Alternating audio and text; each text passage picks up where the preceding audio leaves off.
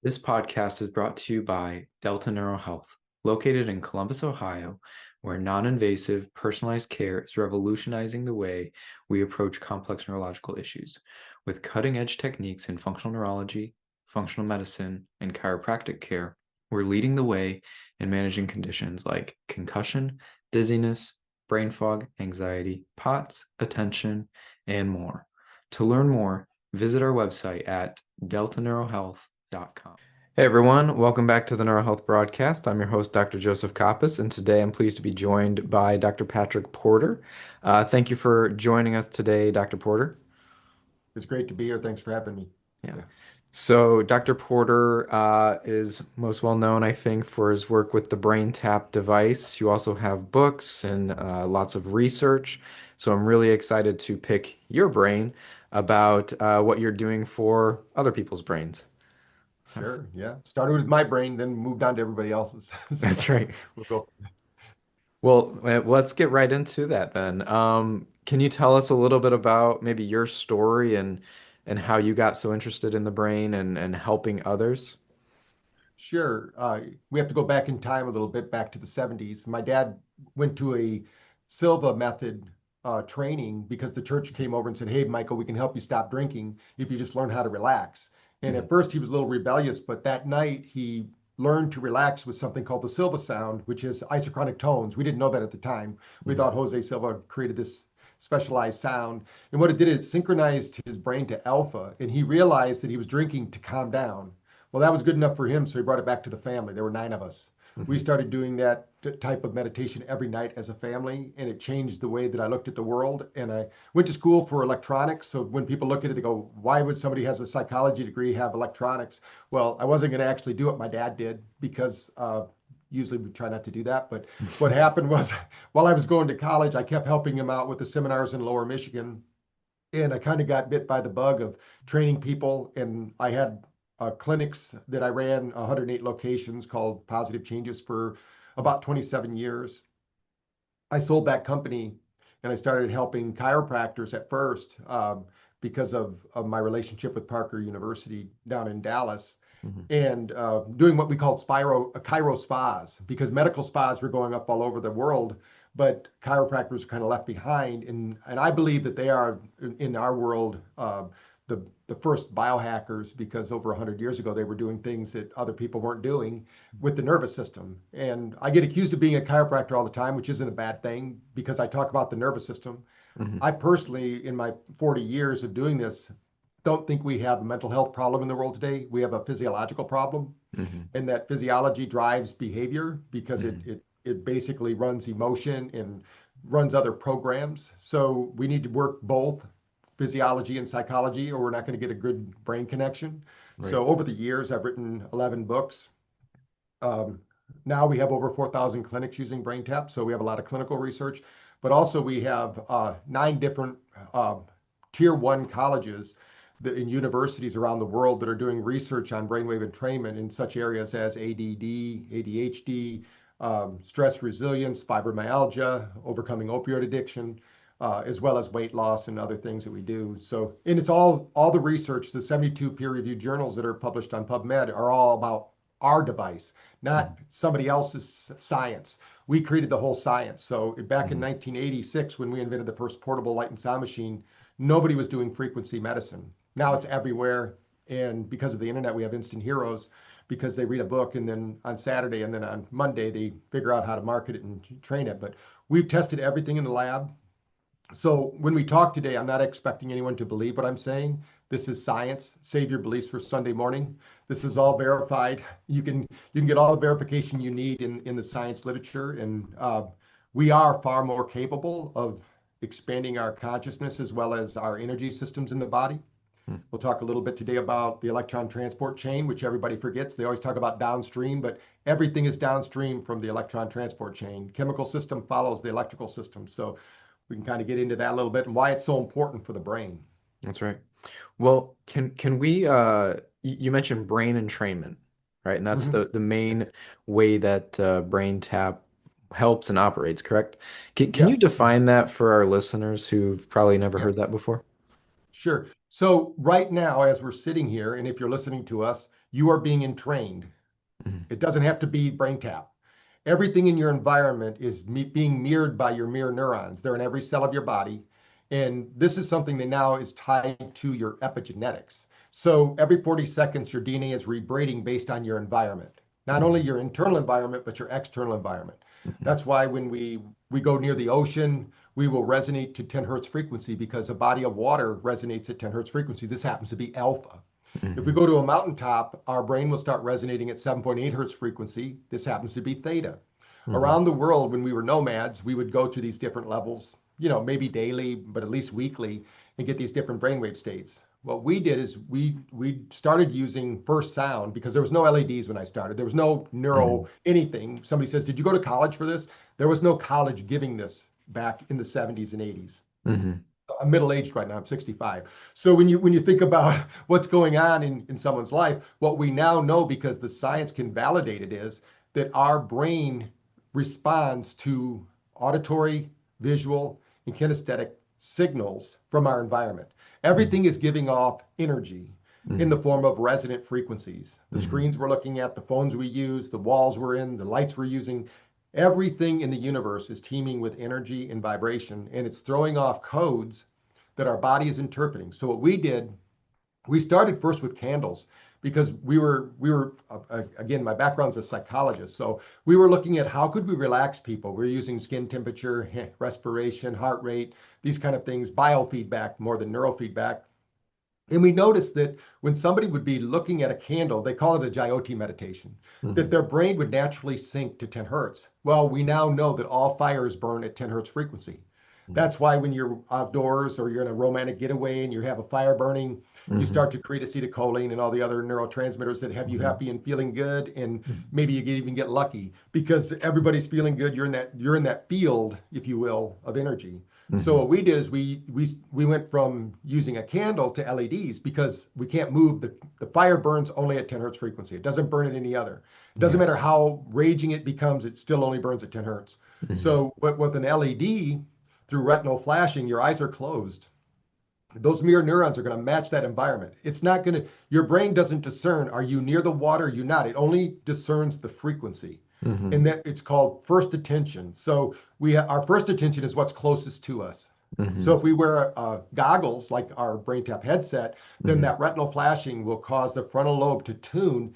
And the nice thing is, what we found in our research, most people, when they close their eyes to meditate, they don't realize what's happening. 30% of your brain shuts down without retinal flashing light or Mhm. any light. And so what happens is the blood flow stops to the frontal lobe where you want it to go when you're meditating. It goes Mhm. back to the amygdala, which causes your primitive brain to start up, and now your monkey mind takes over. And there's a reason only 5% of people meditate. They cause more anxious. And we've measured about 40,000 brains in the last 10 years on Mhm. this specific topic. And the average is about 30% of the brain will shut down when your eyes close. You Mhm. don't want that to happen. You want to have an awakened brain and functioning. Yeah. And not that you're not going to have any thoughts. That's another misconception people have. You're always going to have thoughts. It's how are Mhm. you directing those thoughts? Yeah. And so there's a difference between what we do in meditation. Meditation is totally different. We're doing brain training. So we're trying to train the brain to handle and manage more information so that Mhm. you can first of all, get you to sleep better. And Mhm. that's the number one thing we do. Number two is to create stress resilience. How do Mhm. you handle it? Because no one can avoid stress. And I love it when people say, Dr. Porter, can you help me get rid of stress? I said, you don't want that. Mhm. Stress is what causes neuroplasticity and changes, Right. neurogenesis and neuropruning to happen. Use So stress and yeah, yeah, all that. yeah. Yeah. Any stress is good stress as long as you Mhm. get recovery. Yeah. Our top user at BrainTap is Tom Brady, and he is commonly saying that you need 2 minutes of recovery for every minute of exertion. So that's why he lasted so long in the NFL. He took his recovery to the next level. Most Mhm. people don't realize it's not because in America we're doers, doers, doers. We're trying to get, we set goals, we do this, we drink coffee, tea, whatever to keep motivated. And the reality is that in order for your brain to change, like Joseph, if I was to ask you, if you were to exercise all day long, Yeah. you wouldn't build any muscle at all during that No. exercise. You're tearing it No. down. Yeah. You build the muscle over the 72 hours, you let the muscles reorganize. The Mhm. same thing is true with the nervous system. So we can have that stressful event as long as we have recovery with it. If we Mhm. leave out the recovery, like is what's happening to most people listening to this today. They go from one stressful event to another stressful event to another stressful event, and they never ever recover because they don't plan it. If you Mhm. don't plan recovery, it probably isn't going to happen because your life's Right. happening at the speed of thought. Yeah. So, when we do these, so what we're talking about with brainwave entrainment is how can we imitate a cycle of sleep in as little as 10 minutes, as little as 15 minutes, 20 minutes, 30 minutes. And we even have sessions that are an hour long for people using them in therapy. Mhm. So the whole thing is how do we keep the brain in that state? Because the brain is used to dysregulating. In fact, if I could show you our results that we have with something called the neurocheck, and we, Mhm. we validated that with something called WAVI, which is a neurofeedback device, is that most people who are listening are over 60% delta when they're awake. Just to give the listeners an idea, that is a sleeping brain. Mhm. So when somebody says the masses are asleep, I would say they're not asleep, but they want to be because the brain knows how to repair itself. It Mhm. knows what to do. The body is designed to heal. The brain is designed to heal, Yeah. but it can't heal in a sympathetic state. It has to go into a parasympathetic state. Right. So how do we do that? We encourage the brain, the energy in the brain to change form. So we introduce stimulus, light, sound, and vibration. Mhm. We also introduce sound, and we know this happens.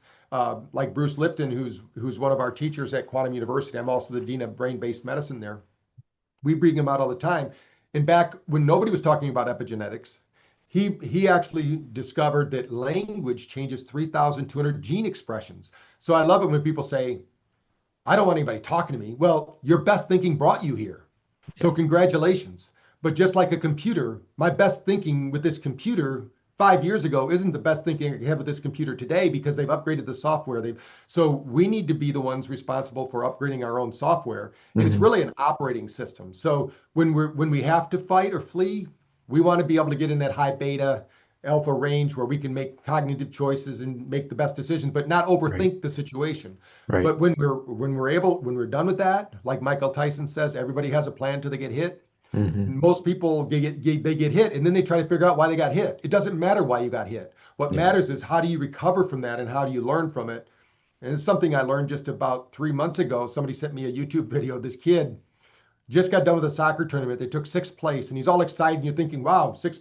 And then he said there were only six people. There were only six teams in the competition. But he said at the end, he says, "We don't lose, we learn." And I think if if people could understand that, the brain operates best when we look at the past and we reframe it into lessons learned, and we Mhm. look forward to the future as possibilities. But we live in the present Yeah. with all of our skills and resources. Then basically we have that stress resilience I'm talking about. Yeah, and then speaking of that, with repeated usage of maybe the brain tap or exposing yourself to meditation or exposing yourself to sand or Yeah, ocean grounding is air. yeah. So repeated exposure, eventually we're retraining the brain to more easily slip into that peaceful Yeah. present state. Yeah, if we can train our brains to know, hey, we can have these peak moments of discomfort, Hmm. but we're going to go back to our comfort zone. Hmm. So that's not our comfort zone. If you're feeling anxious, stressed, depressed, I can tell you one thing's happening. You're not breathing. Hmm. All negative emotional states have that one thing in common. So, Yes. but you can't train your brain while you're in the state. Einstein said it best. He said, you can't solve a problem on the same level it was created. You got to go to the solution state, bring the solution back with you to the problem. If you Hmm. don't do some kind of mindfulness, it could be grounding, could just go sit by the ocean, could just go for a forest bath. We're designed to do this. It's Hmm. not something unnatural. It's just most people think, oh, I can't just do that. That's doing nothing. Well, even sleep. I love it when they brag about how much sleep they don't get. I get by with 4 hours sleep. I get by with 6 hours sleep. The reality is we only need 3 hours of sleep. That's the reality. We need one Hmm. hour of deep sleep, 2 hours of REM. But to do that, we usually need about 6.5 hours. And that's what the longevity study shows. But Hmm. that's because you're sleeping like a champion. You're sleeping, your brain is going into those states. And most people don't realize that there's certain special activities of the brain. You think more when you're sleeping. In fact, Hmm. science now says we do more cognitive behavioral thinking when we're sleeping than when we're awake. When we're awake, we're reacting to information. When we're sleeping, we're interplaying with that information.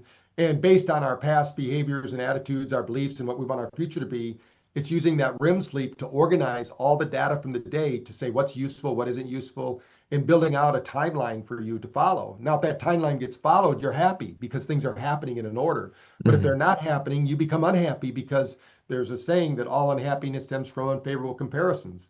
So we need to adjust those. Go backwards to what is the first thing? The common denominator in all behaviors, all brain activity is you.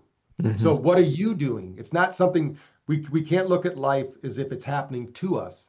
We have to look at life as it's happening through us. That anything that happened to us, we allowed that to happen because maybe we gave them too much energy, too much power, too much influence. And this Hmm. happens when you're younger. We learn from that's why the Benedictine monk said, "Hey, give me a child till they're 7, I'll give you a Catholic for life." Because they know they can program people, and we all get programmed. So it's not like everybody has their own belief systems. And when we get to about 8 or 9, we start thinking, "Hey, maybe I don't like those belief systems," and you start challenging them. Hmm. And that's healthy to do that. Yeah. But I think people stop challenging those belief systems and just there's no there's no one belief system. Hmm. Everybody has their own, and the brain will operate on that operating system. Right. Okay. So we mentioned going back to the BrainTap technology, and you're using light and sound frequencies. You want to sync them up, say 10 hertz. What is it that's so special about 10 hertz? I mean, that seems to mimic certain Right. things in nature, but how is it that this specific frequency, what does it do on the brain? How does that act on the nervous system to create the desired effect? Right. There's 16 different brainwave frequencies. I'm only going to talk Hmm. about five. So, but the each one, think of it as a Wi-Fi network. Hmm. You just set up in a hotel room. You open up your phone. You go, wow, what are all these Wi-Fi networks? Well, your brain. These are Wi-Fi networks that engage new neural pathways or old neural pathways, depending upon where you're at. Hmm. The alpha brainwave is one of possibility. So it's a creative. So what you get there is not always true. It could be made up, Hmm. but what it does is we need to live in a space of, let's say, infinite possibility. That we know the past, but the past doesn't predict the future. It just is the past. Hmm. But I'll give you one example in alpha.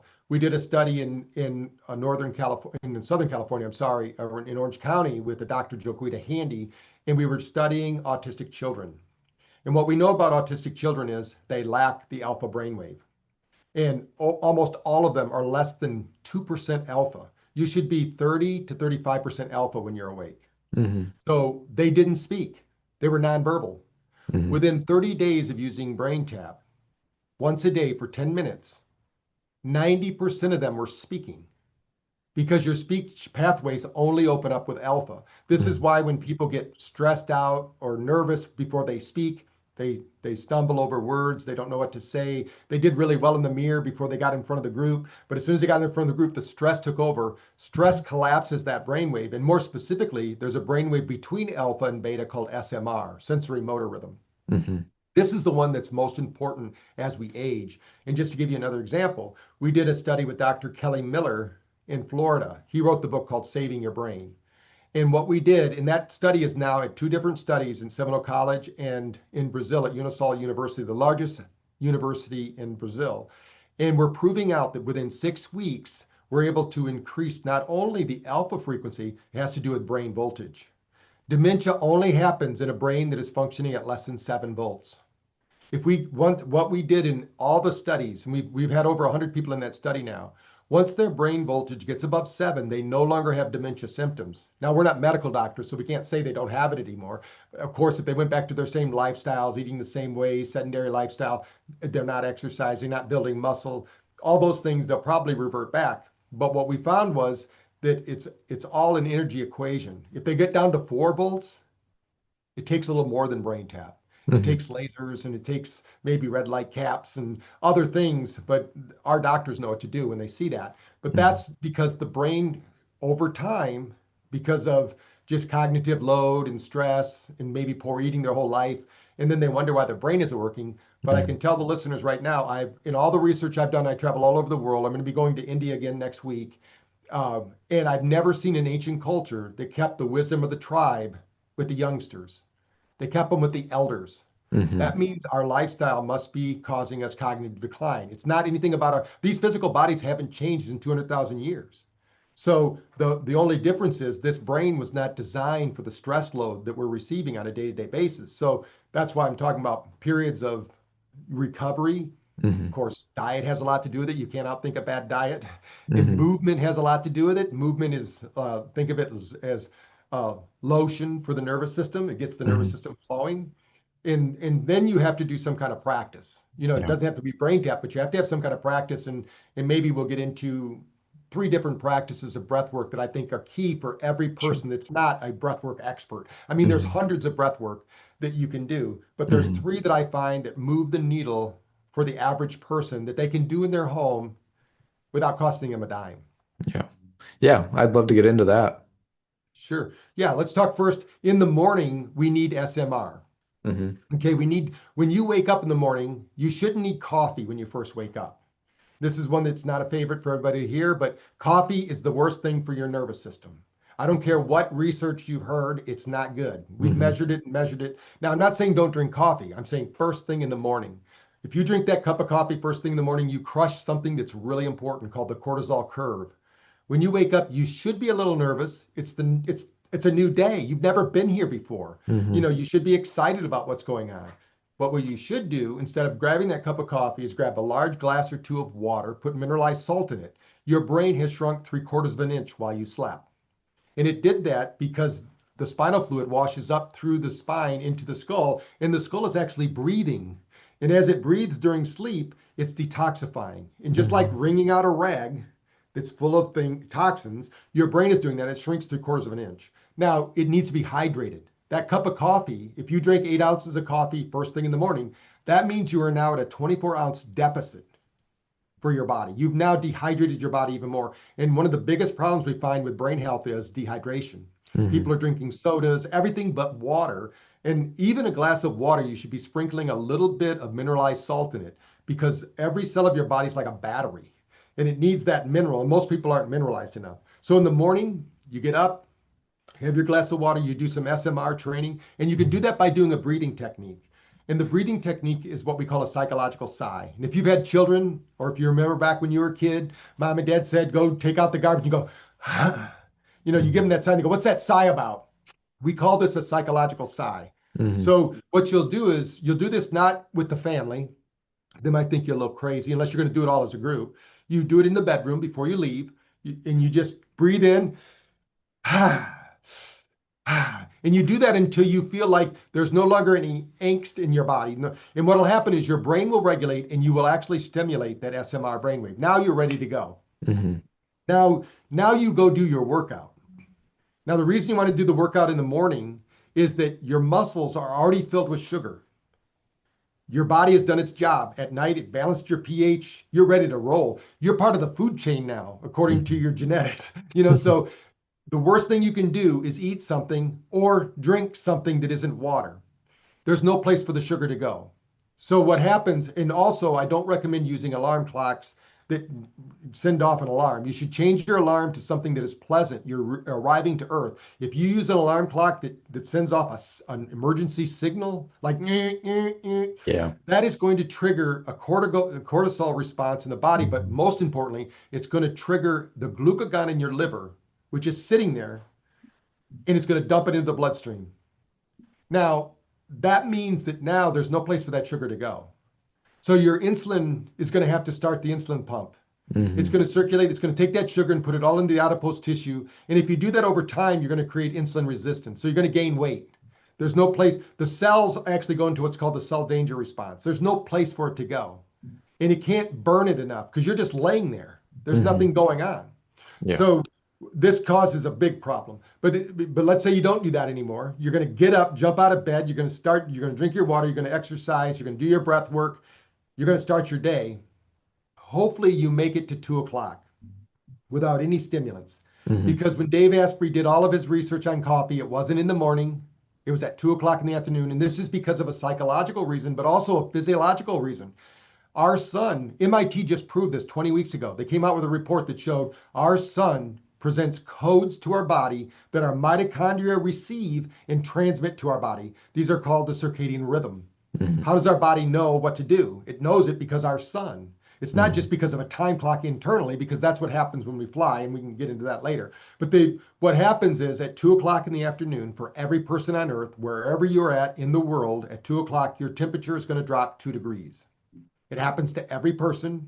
And if you're misinformed, you're going to think you're low on blood sugar. You're going to think you got to go have a candy bar or something, or maybe go have tea time like the Queen. No, your body's telling you that our world is screwed up. We're the only culture in history that ever works after 2 o'clock. There's no Mhm. farmer that works after 2 o'clock. There's no hunter and gatherer tribe that worked after 2 o'clock. 2 o'clock was a time to come back, rest, relax, get ready for the evening, plan your day, whatever's going on. But we work through that. So we need to do something there.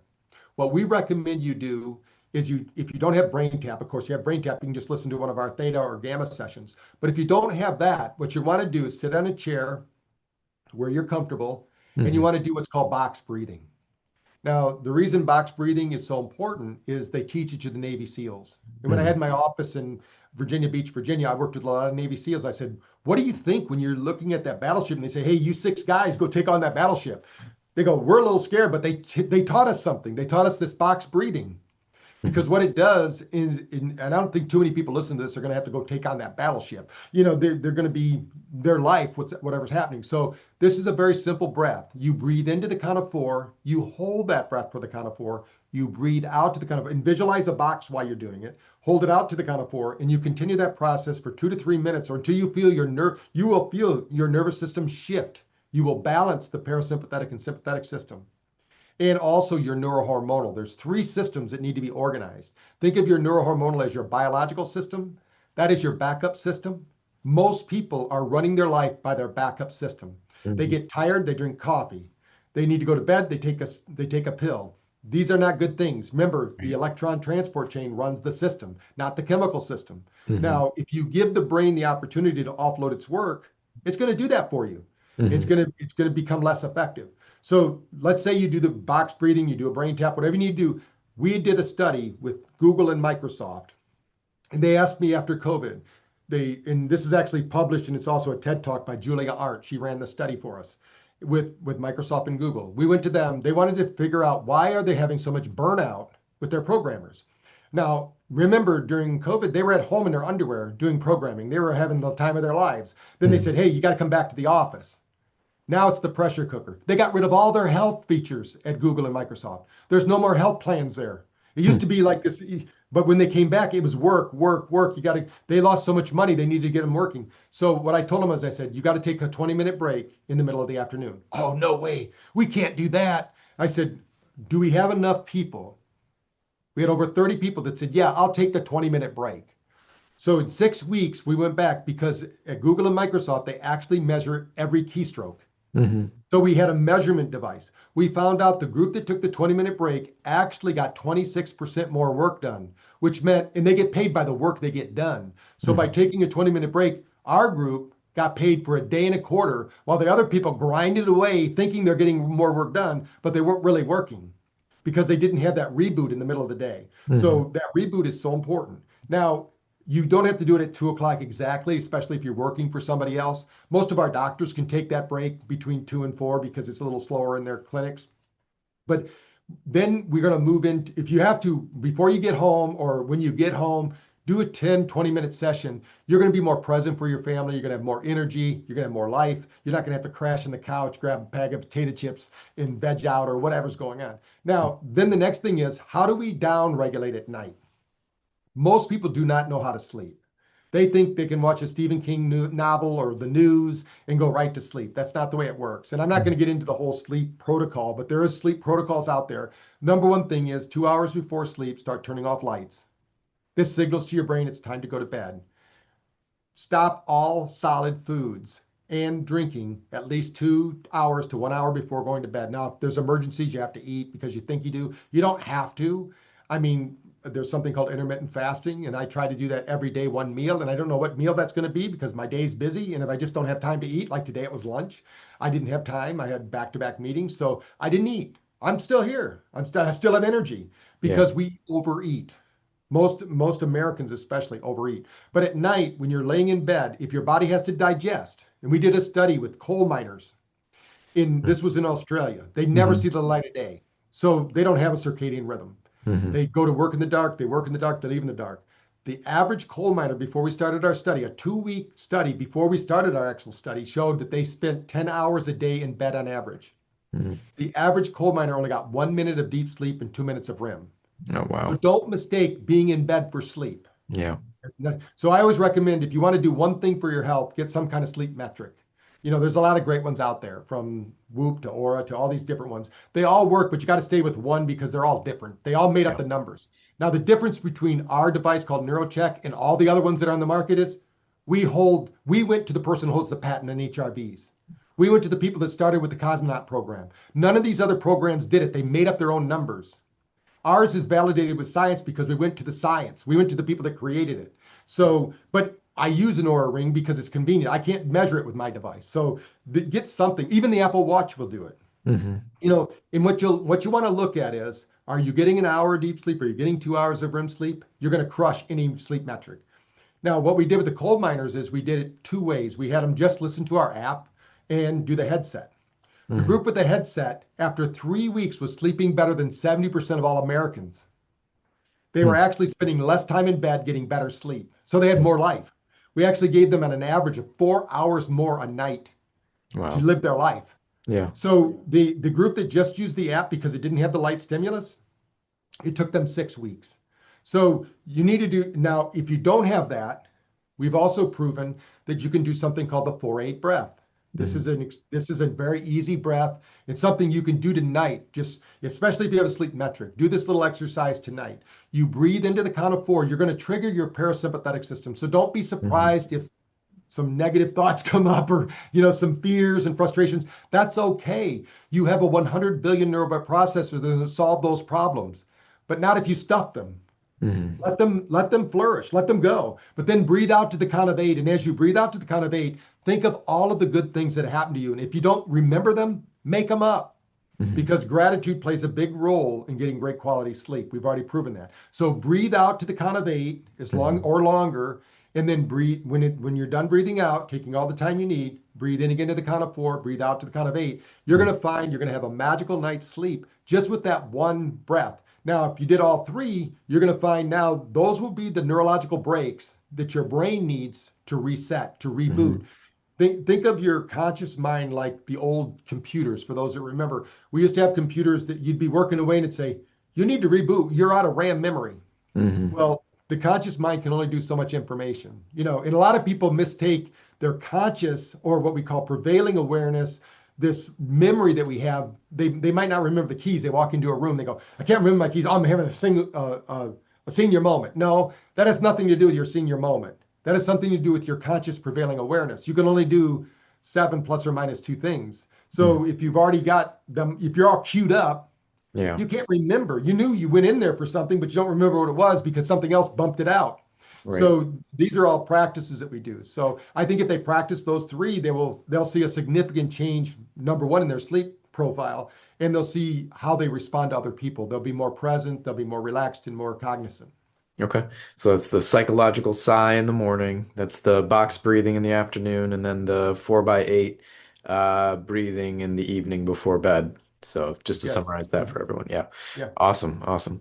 Okay. So sounds like, I mean, you've given us a lot to think about, both with the brain tap and the benefits of that, things we can do in the real world, things that are free and just accessible to everybody.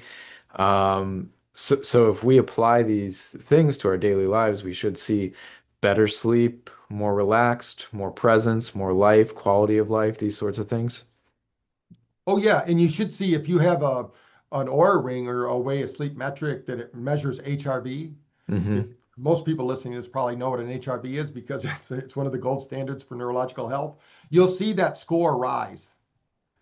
If you don't have a recovery, you'll see it go down, and you'll Hmm. notice that when you work out, it goes down. But Hmm. 4 hours later, it should be right back where it should be.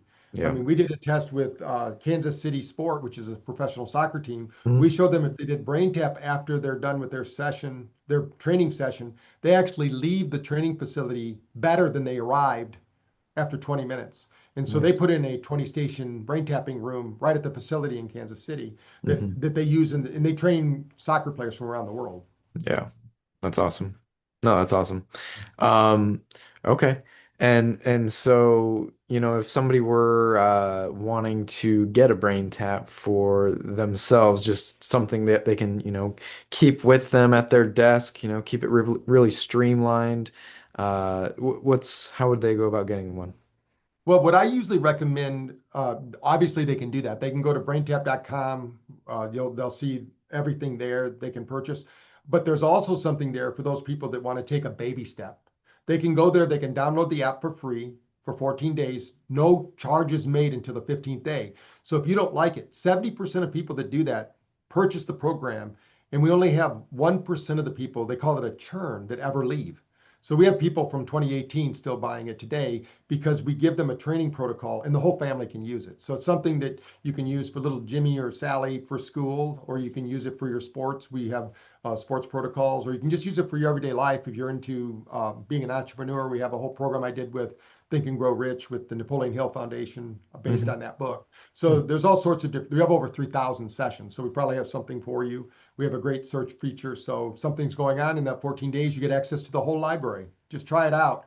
Become in one, as I call it. You become a research of one and find out if it works for you. If it doesn't, then just cancel it. You're not going to be charged. Sure. Okay.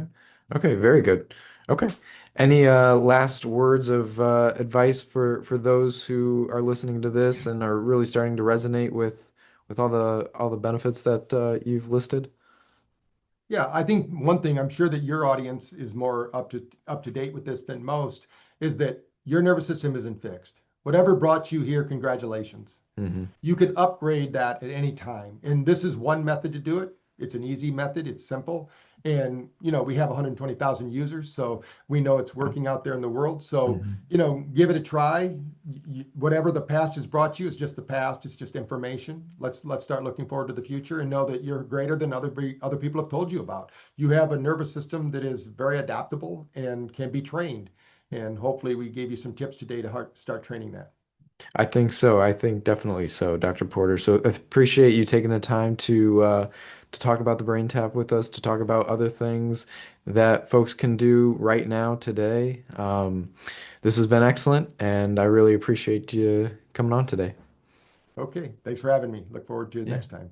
Yeah, my pleasure. All right, we'll see you later. All right, Okay. everybody, take care.